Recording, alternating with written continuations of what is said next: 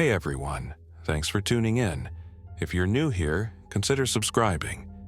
It really helps keep these stories coming. And while you're here, let me know in the comments where you're listening from. Now, sit back, relax, and let's get into the story. The first call came in like any other weekday shift in the valley. Routine cadence, routine tone, routine address. Engine 12, Medic 4. 2. Respond priority 1. Male down, not breathing.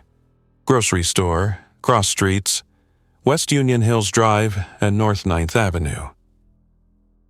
My partner, Leah Park, didn't look up from the clipboard.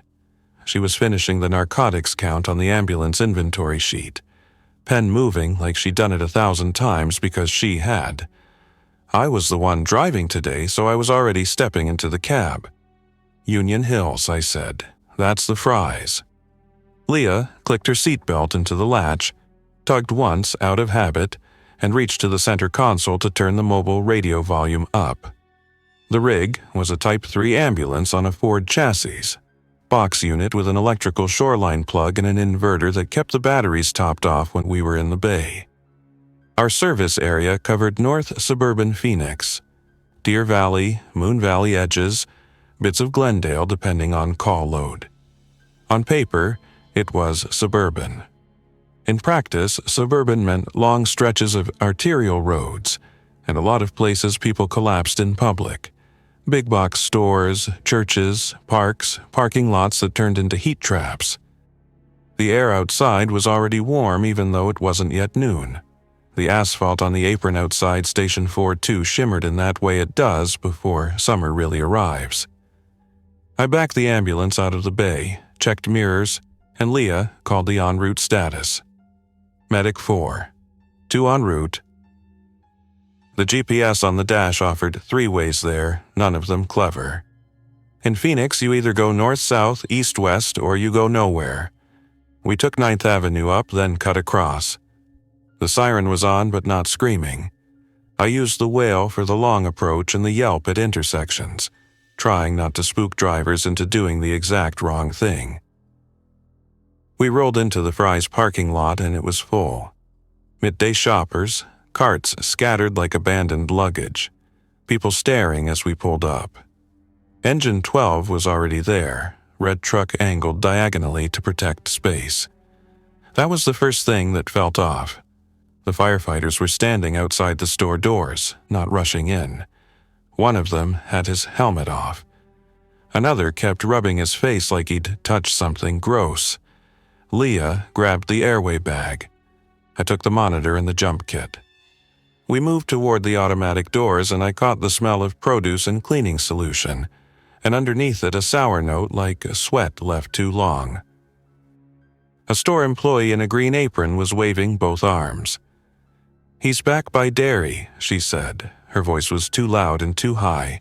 He just went down. He's not breathing." "Any CPR started?" Leah asked. The employee blinked like she was trying to remember what CPR was. "Somebody tried. He bit him." Leah and I traded a look. "Bit him?" I repeated. The employee nodded fast, tears bright in the corners of her eyes. "Like a dog. Like he woke up and bit him." That didn't match male down, not breathing. That matched a seizure with post-ictal confusion, or maybe drugs, maybe a mental health crisis. But no pulse was no pulse. Dispatch didn't make that up. If there was no pulse, then someone checked. The firefighters led us down the aisle. People were clustered at a distance like a ring around a small stage. The man was on the floor near the refrigerated dairy wall, right where the cold air spilled out every time someone opened a door. He was middle-aged, maybe late 40s, short hair, t-shirt damp under the arms. A grocery cart was tipped on its side nearby. A bystander, a guy in gym clothes, was holding his forearm wrapped in a paper towel. Blood soaked through it, bright and fresh. He stared at it like it didn't belong to him. "Sir," Leah said, shifting toward the man on the ground while still tracking the injured bystander. "You're okay. Stay back. We'll get you in a second." The down man's face was grayish, lips slightly blue. That part looked like a real arrest. I dropped to my knees, set the monitor down, and ran through the quick checks in the way muscle memory makes you do when your brain is trying to catch up. "Sir, can you hear me?" I said, loud. I shook his shoulder. No response. I went for the carotid pulse. Nothing. I looked at Leah. No pulse. Leah's expression didn't change. She had her professional face on, but her eyes sharpened. Starting CPR. She began compressions, hands centered, elbows locked. I tore open the pads and placed them, one upper right chest, one lower left rib cage. The monitor beeped as it read rhythm. I watched the screen. Asystole, flatline, not shockable. "Airway," Leah said between compressions. "Bag him." I fitted the mask, sealed it with 2 hands, and squeezed. The chest rose. The air from the bag smelled like plastic in hospital. I tried not to look at the bystander's arm. "Any info?" I asked the nearest firefighter. "He just dropped," the firefighter said. Then he came up swinging. We pulled people back. Some guy got bit. Leah glanced sideways. "Who checked pulse originally?" The employee said, "I did." "No, he did," he said. She was spiraling. The man on the ground made a noise. It was soft, like a grunt, the kind you get sometimes when the brain is starved and the body does something on autopilot.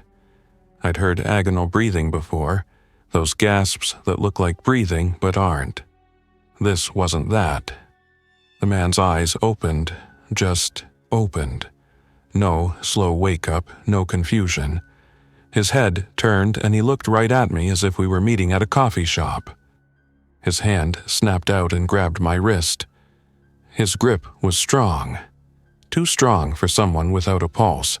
Too coordinated for someone coming out of nothing. He tried to sit up. Leah stopped compressions reflexively, startled for the first half-second, then immediately tried to control his shoulders. "Sir," she said, "stop, stay still, you were unconscious." He spoke clear as day. "Get off me." His voice wasn't slurred. It wasn't hoarse, it was annoyed. Then his face shifted, like something slid behind his eyes. His jaw clenched. He yanked his arm free and swung at Leah. She ducked, but his hand caught her shoulder and he grabbed the front of her uniform shirt. "Leah!" I shouted. I went to pull him off. He turned on me, still talking, still forming words like he had full control of himself.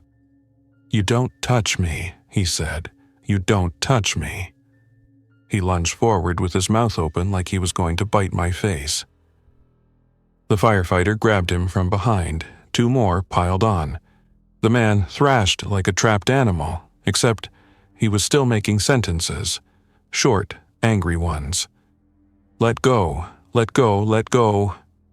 His strength was unreal. I've wrestled people in adrenaline fights before. Drunk, high, psych patients. This was that, but with a colder intensity, like he was trying to complete a task rather than just lash out. Leah backed up, breathing hard, eyes wide now. "What the hell?" she muttered. The bystander with the bitten arm started to cry. The store employee screamed. Shoppers ran. The man on the floor bucked and twisted and slammed his head backward into the dairy door hard enough that the glass rattled. A firefighter shouted in pain. Maybe a finger bent wrong, maybe his wrist. The man's teeth snapped at anything close.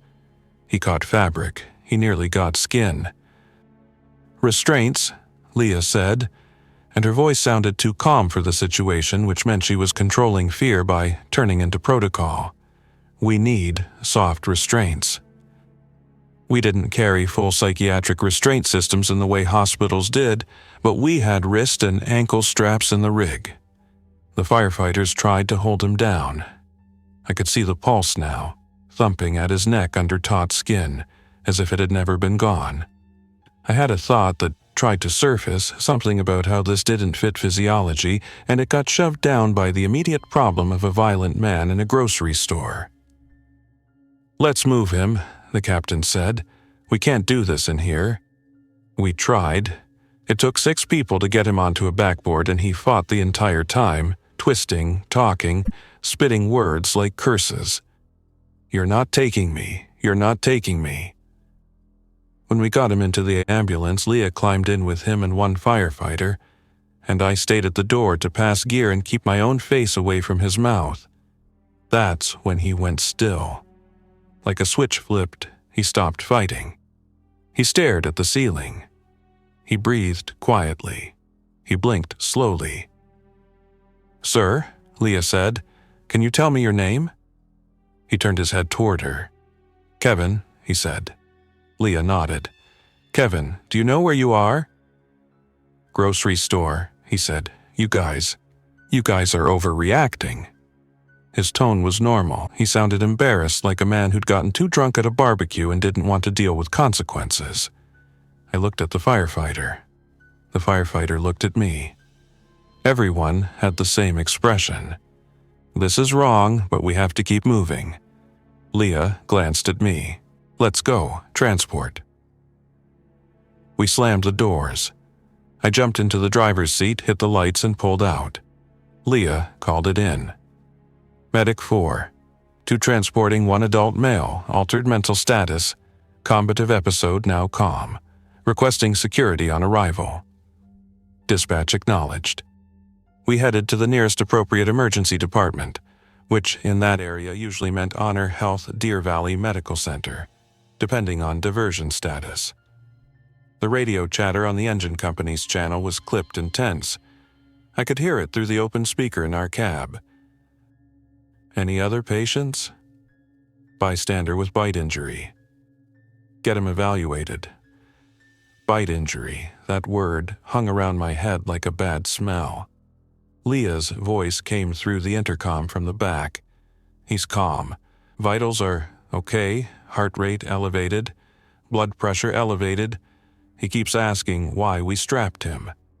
I kept my eyes on traffic. "Any signs of drugs?" "No obvious track marks, pupils look normal, skin's warm, no fever." We should have been thinking stroke, hypoglycemia, seizure, intoxication, but the no pulse part wouldn't let go of my brain, and neither would how clean his speech was, even when he was violent. As we came off the freeway and turned toward the hospital, my phone buzzed in my pocket. I ignored it. Then it buzzed again. Then again. Amber Alert? Weather? Family? My phone didn't usually blow up during shift unless something big happened. Leah's phone buzzed too. I heard it through the intercom because the sound echoed in the tight space of the box. "Did you get that?" she asked. "Yeah," I said. "Probably nothing." But it wasn't nothing. I knew that, and I didn't want to admit it yet. At the hospital bay, we backed in. Security was already there. 2 guards with radios standing upright like they'd gotten a call about a problem patient. The automatic ambulance doors slid open with a mechanical sigh. For a moment, the scene looked normal. Nurses waiting with a stretcher, fluorescent light, the smell of disinfectant. That's how hospitals always started: controlled environment, organized chaos. Then the man on our stretcher sat up again. Not in a panicked way, in a deliberate way. He looked at the nurse closest to him and smiled. "Hey," he said, "you're doing great." The nurse blinked. "Sir, lay back. We need to—" He moved faster than she expected. He lunged off the stretcher with a kind of ugly coordination, grabbed her forearm, and pulled her in. But he didn't bite her. He leaned close to her face and spoke softly, almost tender. "Don't be scared," he said. "It'll be easier if you don't fight." Then he slammed his forehead into her face. It wasn't a cinematic blow. It was a hard, controlled impact that made the nurse drop immediately, hands going to her nose. Blood, just a little, not a spray, not a scene, hit the tile. She made a sound that was more shock than pain. Security rushed. Leah tried to pull him back. The firefighter from the grocery store reached for his arms. The man spun and started swinging again, mouth open, teeth bared. He was trying to grab skin now. A doctor shouted something. Someone hit the panic button. Within seconds, more security appeared. Then hospital staff in scrubs with restraint kits. They got him down. They strapped him. He fought like a machine. "Stop!" he yelled. "Stop, stop, stop!" Then he started laughing. It wasn't laughter like humor. It was laughter like his body was producing a sound because something inside was breaking. Leah's face had gone pale. "We need to get out of here," she said under her breath. I nodded, but our protocol didn't let us just leave. We had to transfer care, sign paperwork, debrief. We were now part of an incident, and the hospital was already wrong. I saw 3 other ambulances in the bay. Their crews were clustered, talking fast. A nurse jogged past, holding a stack of paperwork like it was a shield. Over the intercom, an overhead announcement crackled, words clipped and urgent. "Security to triage, security to triage." Leah handed off our patient with a rapid report, concise, clinical, like she was trying to force reality back into a normal shape. Adult male, found pulseless per bystanders, CPR initiated, regained consciousness, became combative, fluctuating agitation, normal speech, no fever, no obvious trauma, now violent again. Bite exposure at scene on bystander. The charge nurse's eyes were wide. "We have 4 like this already," she said. "Where is he from?" "Union Hills," Leah said. The nurse's jaw tightened. "Same region." A physician stepped in, sweat on his forehead, sleeves rolled up. "Any known exposure? Any recent travel? Any respiratory symptoms?" Leah shook her head. "Nothing. It's behavior. It's like a switch." The physician looked toward the doors where security was still wrestling. "Yeah," he said quietly, "we're seeing that." He pulled his phone out, glanced at it, and his face changed, like he'd just read something that made him lose faith in the next hour of his life. "State's issuing something," he murmured. Right then, every phone in the bay chimed at once. Not one phone, not a few, all of them. A sharp electronic tone that cut through the noise like a siren inside your skull. My phone screen lit up with a full-screen alert. Emergency alert. Viral outbreak confirmed. Avoid close contact with symptomatic individuals. Symptoms may be delayed up to 12 hours after exposure. Seek immediate medical guidance if exposed. Follow official instructions. More information to follow. Leah stared at her screen, then at me. The physician cursed under his breath. Not loud, not dramatic, just a word that slipped out like a pressure leak. Overhead, the hospital intercom crackled again, but this time the voice sounded different, less rehearsed. All staff, please report to your departments. The emergency department is temporarily restricting access. Repeat, restricting access." Leah swallowed. Temporarily restricting access means they're locking the doors. I felt my own pulse in my throat. "We need to go." We pushed our empty stretcher back into the ambulance bay, moving fast. Around us, other crews were doing the same, heads down, phones in hands, trying to process and act at the same time. As we crossed the bay, a man in a hospital gown stumbled out through a side door. He looked normal. No foam, no blood, no dramatic rash. He looked like a man who'd woken up from surgery and gotten lost. He called out, "Hey, excuse me." A security guard turned. "Sir, you need to go back inside." The man in the gown smiled. "Okay," he said. Then his smile dropped like someone erased it. He walked straight toward the guard, quick steps, eyes fixed. "Sir," the guard began. The man lunged and grabbed the guard's radio, yanked him close, and bit his cheek. The guard screamed. People scattered. Someone shouted for help. The man in the gown backed away, chewing nothing. There was no chunk, nothing grotesque like that, just teeth on skin, puncture marks, and sudden primal violence. It was clean in the worst way. It was plausible. It was something your brain could try to deny. Leah grabbed my sleeve. Now. Move. We got into our ambulance, slammed the doors, and I turned the ignition. The engine started with a familiar rumble. The dashboard lit up. The radio squawked immediately, dispatch tone urgent. All units, stand by for emergency traffic. All units, stand by. I pulled out, lights off now. No point advertising ourselves. And we headed back toward our station. The streets were still normal, cars moved, people walked. A landscaping truck idled at a light. The world hadn't caught up yet. But the phones had. My phone buzzed again, texts, a group chat with other medics. A message from our supervisor. Another alert that said more information to follow, and then nothing. Leah was staring straight ahead, hands clenched on her knees. Symptoms delayed up to 12 hours, she said, reading from memory. That means someone can look fine and then flip, I finished. She turned her head toward me. We were close. That guy grabbed you. I glanced down at my wrist where he'd grabbed.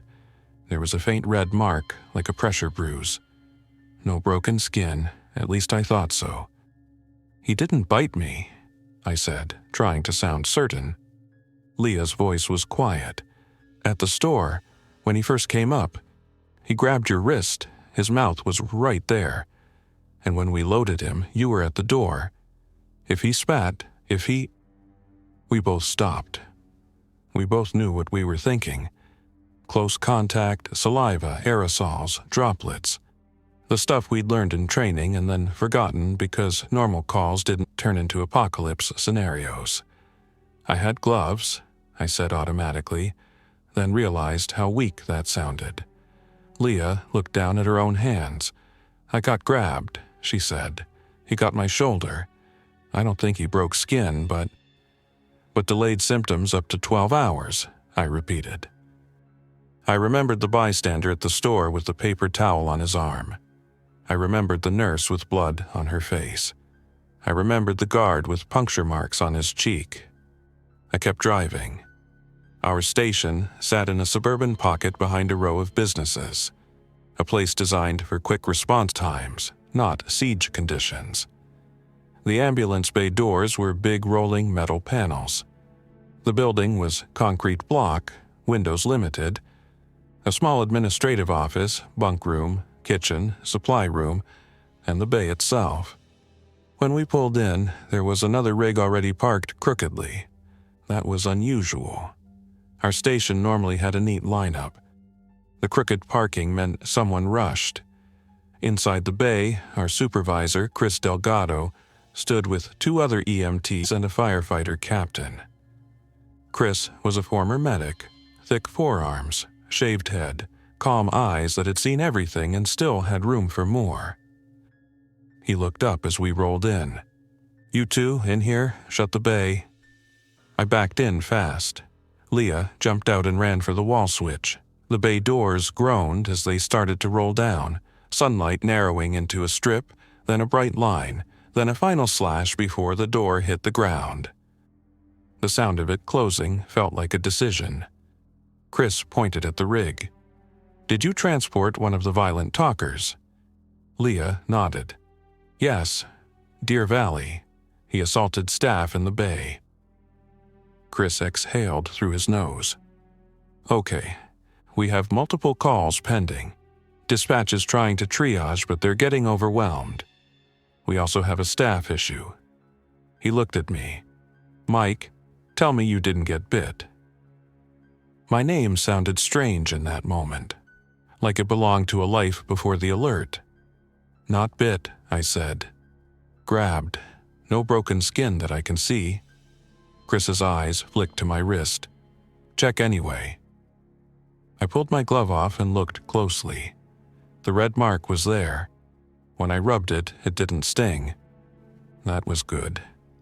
But then I saw something else, a tiny abrasion, barely more than a scratch right where the cuff of my glove had rubbed. It could have been from anything. Loading the stretcher, a box edge, the grocery cart, the patient's fingernails. But in that moment, a tiny scratch felt like a doorway. Leah saw it too. Her eyes went wide. Chris leaned closer. That's a skin break.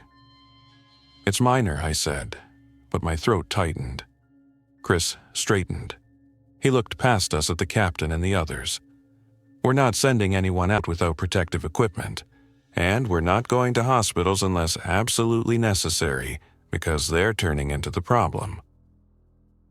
The firefighter captain said, "We got word they're setting up restricted zones, but nothing's organized. The county EOC is trying." Chris rubbed his forehead. "We can't wait for an organization that might not show. We make our own plan."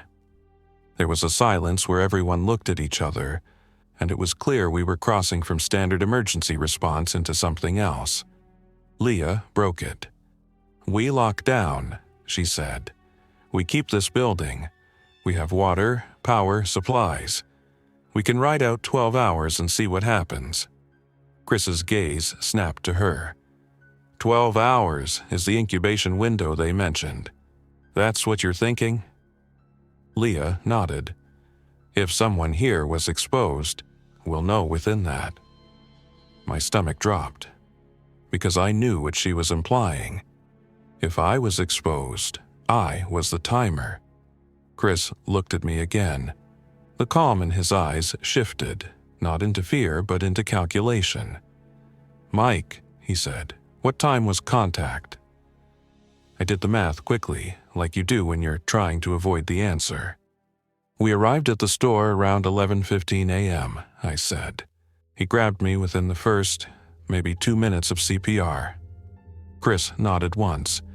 It's now about 1:30 p.m. He checked the clock on the wall to confirm.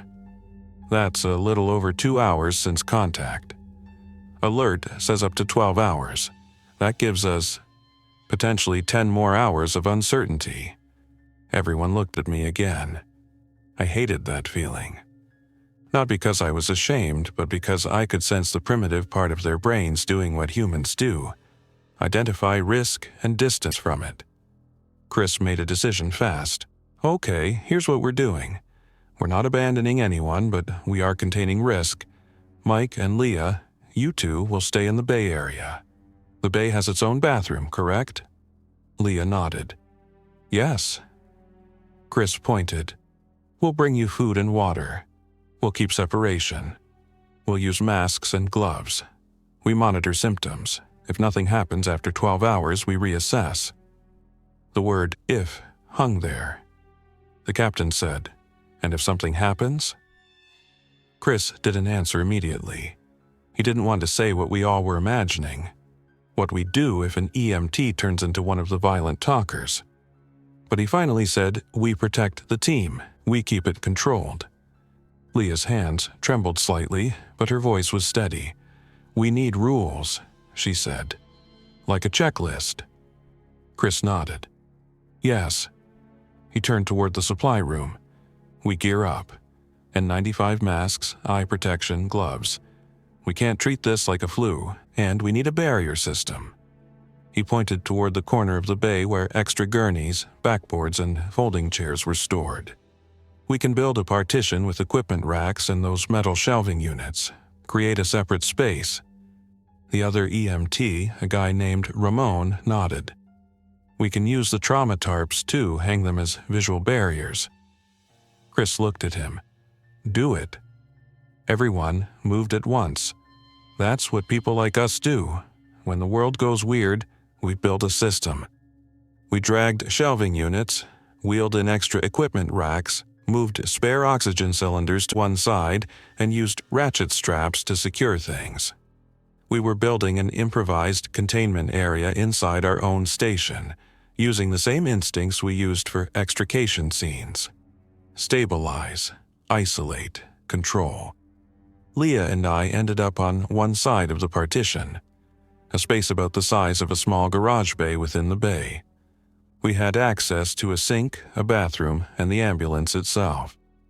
The partition wasn't airtight, but it created distance, and distance was the only thing the alert had told us mattered. Chris brought us a small table, 2 folding chairs, and a box of bottled water.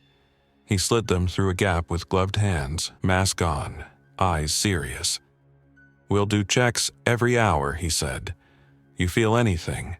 Headache, irritability, confusion, unusual aggression, you tell us immediately." "Unusual aggression," Leah repeated, almost a whisper. "That's a symptom now." Chris looked at her for a moment. "It's what the alert says, and it matches what we're seeing. The fact they can talk normally until the final phase is the worst part." Leah nodded, swallowing. "Yeah." Chris pointed at the monitor we'd brought in. "We'll use that to check vitals. Document everything. We need data. If the state starts asking questions, we'll have answers." He paused. Then he added, softer, "And if we don't get state support, we'll still have answers for ourselves." He stepped back. "I'm sorry," he said to me, and he meant it. I wanted to say, "It's fine." I wanted to be the guy who shrugs it off, but it wasn't fine. I just nodded. "We'll be okay," I said. I didn't know if I believed it. The hours after that blurred into a strange mix of routine and dread. We sat in our partitioned bay space like we were on standby, except we were the call. Every hour, Chris or Ramon would come to the barrier, masked and gloved, and ask us questions. "How do you feel?" "Normal," Leah would say. "Fine," I would say. Then check myself for irritation, for agitation, for anything that didn't feel like me. We took vitals. Heart rate, blood pressure, oxygen saturation, temperature, everything normal, except my heart rate stayed a little high because fear doesn't show on a thermometer. In between checks, we listened to the radio. Dispatch was overwhelmed. Calls stacked up. Reports came in from across the metro, people attacking family members, people flipping from calm to violent in minutes, hospitals restricting access, police overwhelmed, some units refusing to respond without protection. Then, an update came through on the county channel, spoken by a calm voice that sounded like it belonged to someone in an air-conditioned office. Public health advisory. Individuals may remain lucid and conversational prior to acute behavioral change. Avoid close contact. If you have been exposed, isolate immediately. Yo. Isolate immediately. We were doing that. But the advisory didn't say what to do if someone isolated with you. It didn't say what to do if your job had been responding to emergencies all day. It didn't say what to do if you were an EMT with a scratch on your wrist. Around 4 p.m., the first real sign that the outside world was changing came in the form of a call from Chris's phone speaker, held up near the barrier. It was his wife. Her voice was tight. "Chris, they're closing the school. They're telling parents to pick up kids now. There are fights in the parking lot." Chris closed his eyes for a second. "Stay home," he said. "Lock the doors. Don't open for anyone unless it's me." "What about groceries?" she asked. Chris swallowed. "We'll figure it out." When the call ended, Chris stood for a moment, staring at the wall as if he could see through it into his own house. Then he turned back into the station and began giving orders again, because that's what leaders do when they're scared. They make the next step concrete. "We need fuel," he said. "If power fails, we run on generator. Our station generator will give us lights and basic systems, but not indefinitely. We also need to consider relocating to a more secure facility if this spreads." Rahman asked, "Where? Fire headquarters?" Chris shook his head. "Downtown's a problem. Too dense. We need space." He looked toward the bay where our ambulance sat. Then he looked at us behind the barrier. "Leah?" he called. "Mike? You still good?" Leah answered immediately. "Yes, I hesitated half a beat because I was listening to my own body like it was a stranger. "Yeah," I said, "still good." Chris nodded, but his eyes held mine. He was counting down without saying the numbers. Around 5 p.m., the station's front door buzzer went off.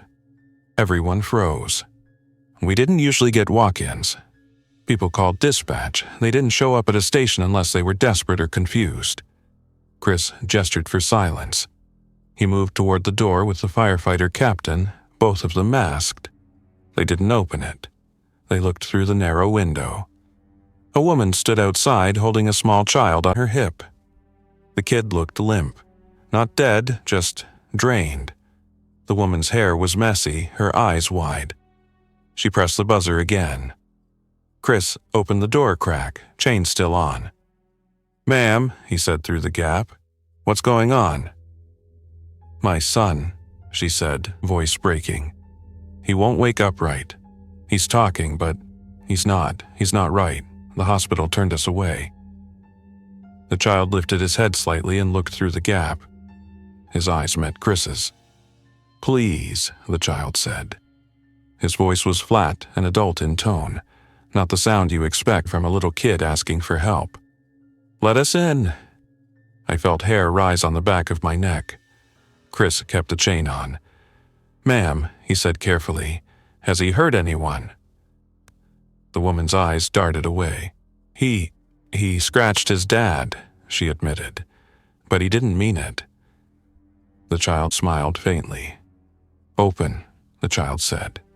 Chris didn't move. The firefighter captain shifted his weight, hand hovering near his radio. Chris spoke slowly. "I'm sorry. We can't let you in. We can give you supplies. We can call."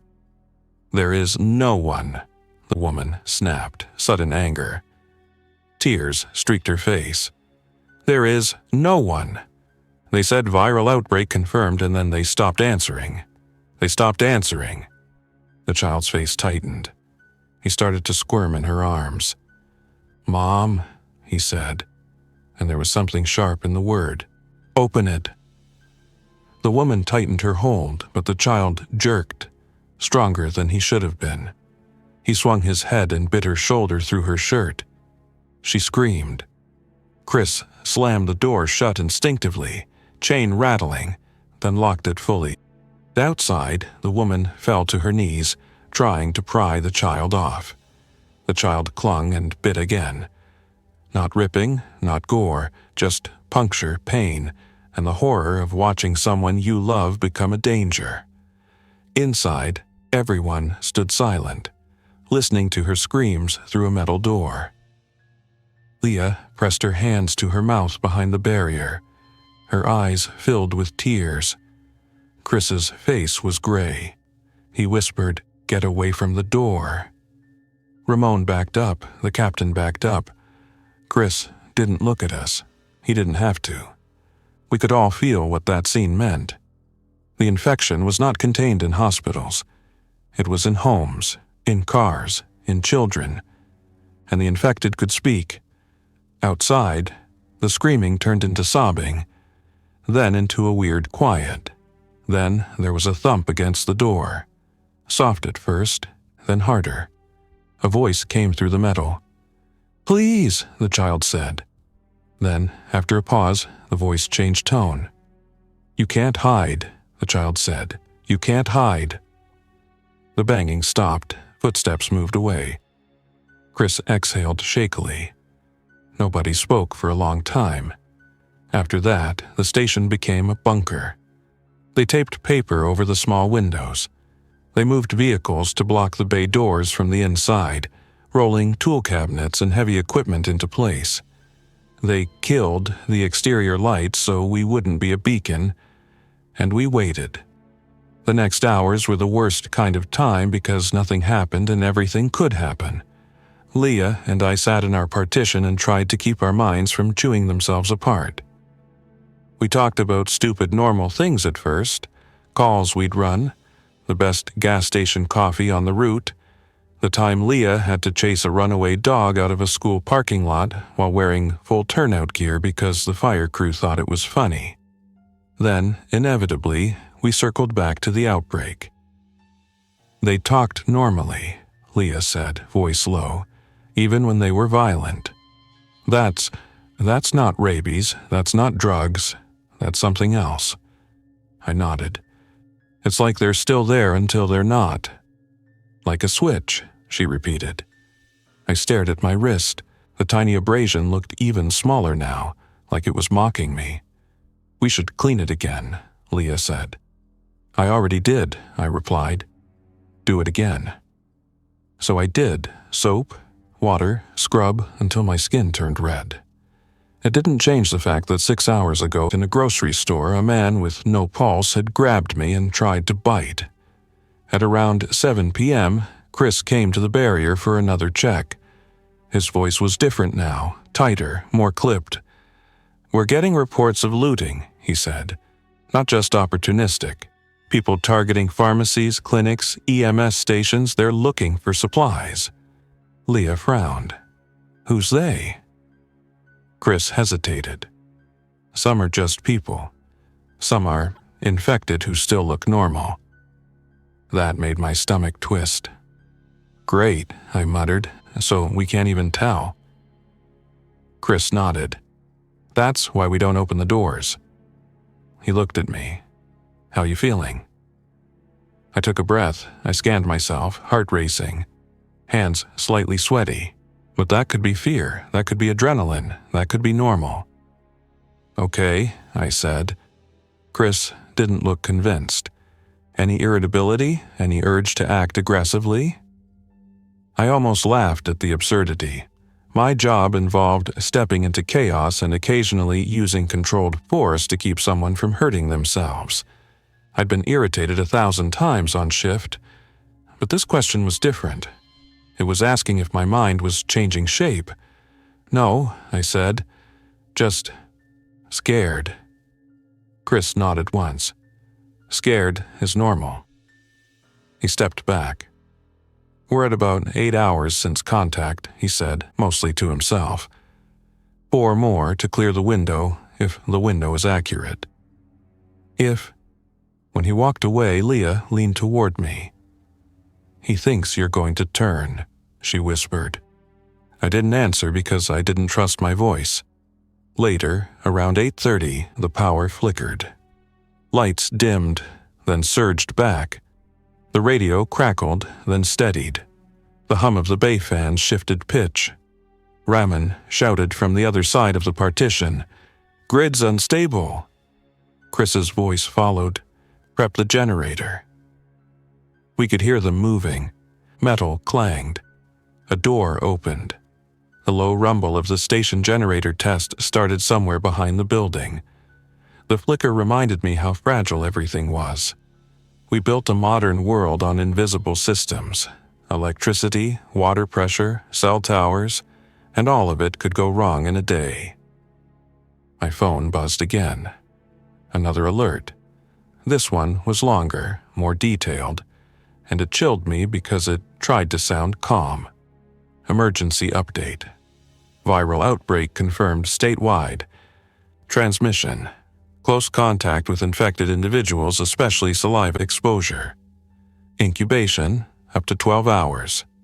Early stage, normal speech, mild agitation, confusion. Late stage, sudden hyperaggression. Seek isolation if exposed.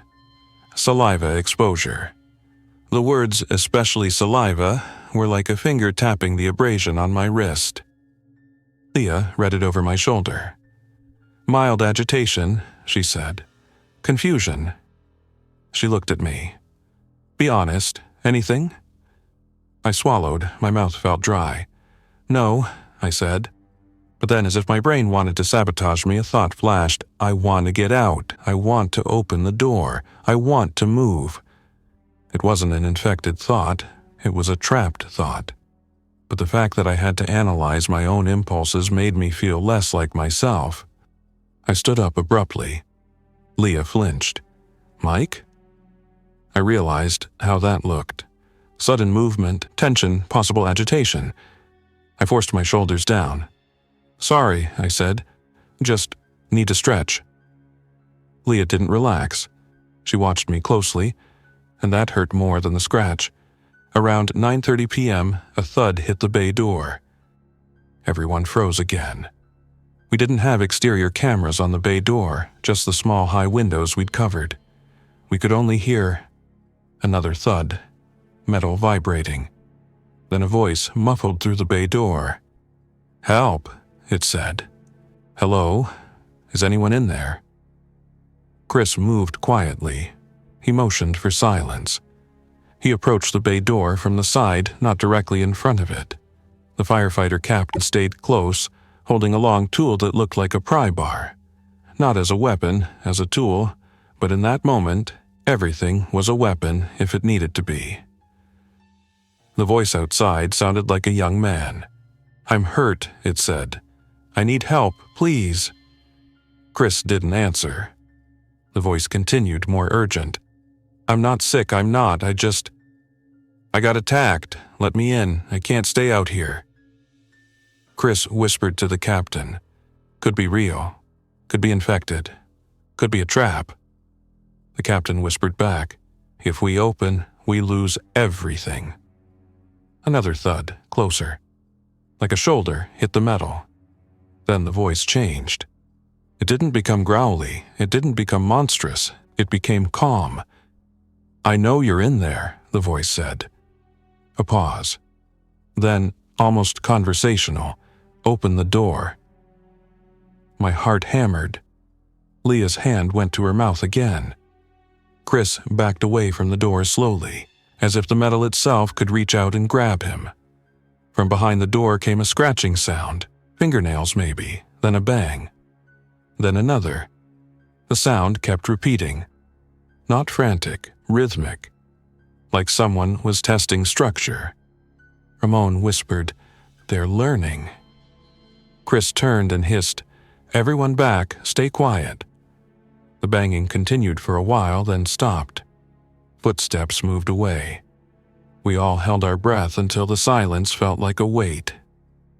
Finally, Chris spoke softly to everyone. "They can talk," he said. "They can act normal, they can fake it. We do not open, under any circumstances."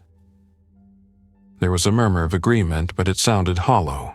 Because we all knew the kind of people we were, we opened doors for strangers as a job. We ran toward screams. We were not built for refusing help, and now refusing help was survival. Hours ticked by.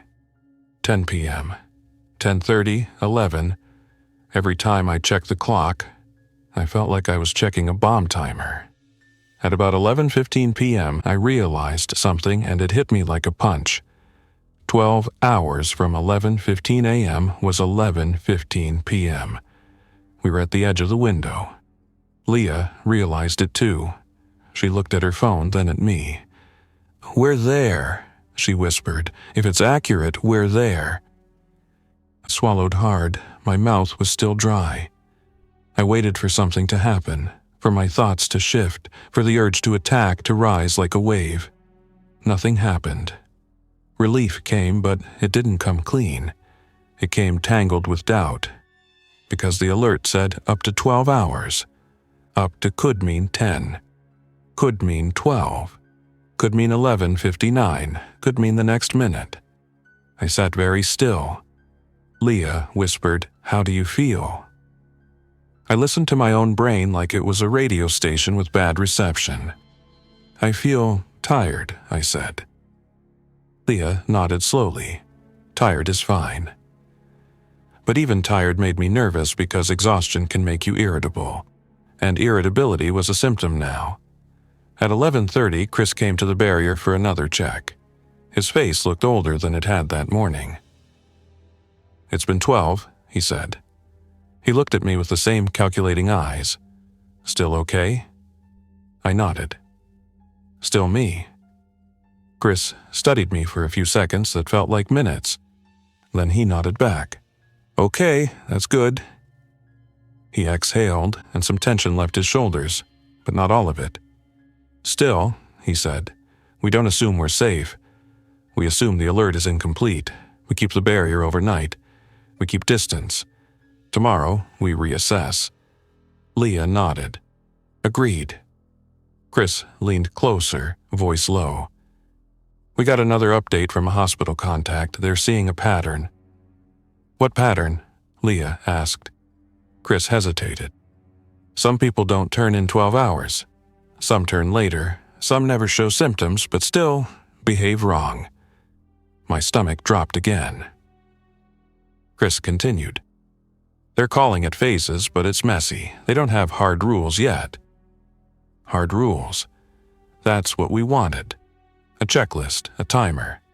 But outbreaks don't respect checklists. Chris stepped back. Get rest, he said. We'll rotate watch. He left. Leah and I sat in the dim bay light, the ambulance beside us like a loyal animal waiting for a command, and the station around us quiet in a way that felt unnatural.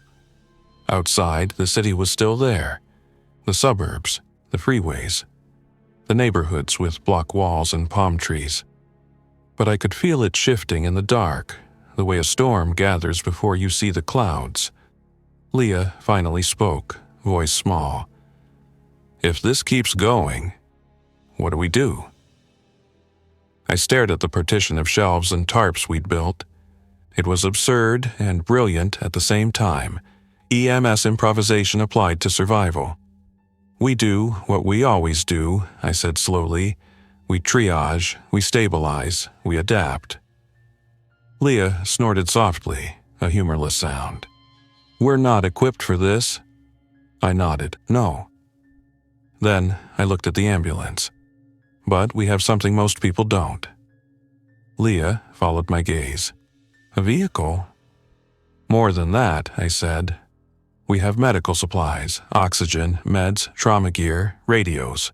We have a station with water and power, and we have training. Leah's eyes flicked toward the front door, toward the outside world where people were banging and pleading and tricking. And we have a target, she whispered. I didn't disagree. Minutes later, the station radio crackled again. Dispatch, voice strained. All units, if you are able, advise status. We are receiving multiple reports of violence near major intersections. Some responders are down. Repeat, some responders are down. Chris's voice answered, steady. Station 4. 2 is secure. We are unable to respond at this time. A pause. Dispatch replied, and the dispatcher's voice trembled just slightly, like she was trying not to cry. Copy, she said. Stay safe. The radio went quiet again. Leah leaned back against the ambulance box and closed her eyes for a moment. I stared at my hands. I thought about the man in the grocery store. Kevin, he'd said. I thought about how he'd talked normally, how he'd smiled and said, "You're doing great," before he hurt someone. I thought about the child at the front door. I thought about the rhythm of the banging on the bay door, like a test. And I realized the outbreak wasn't just a virus. It was a collapse of trust. If you couldn't tell who was safe by looking, if speech meant nothing, if pleas could be traps, then society, normal society, couldn't function. You couldn't run a hospital like that. You couldn't run an ambulance service. You couldn't even run a neighborhood. You could only run a small group with rules and boundaries. The next morning would matter. We'd need water plans, fuel plans, contact plans. We'd need to decide whether to stay in place or move. We'd need to decide who we could help and who we couldn't. We'd need to decide whether we were still EMTs or something else. But for that night, in the dim bay, with barrier between us and the rest of the station, with the city outside turning into something unfamiliar, the only thing I could do was stay awake and listen for the next sound. Because if the outbreak had taught me anything in one day, it was this. The moment you thought you understood the rules was the moment the rules changed. Thanks for listening. If you enjoyed this story, don't forget to like and subscribe. Your support keeps these creepypastas coming. Until next time, stay alert, stay safe, and never ignore the feeling that something is watching.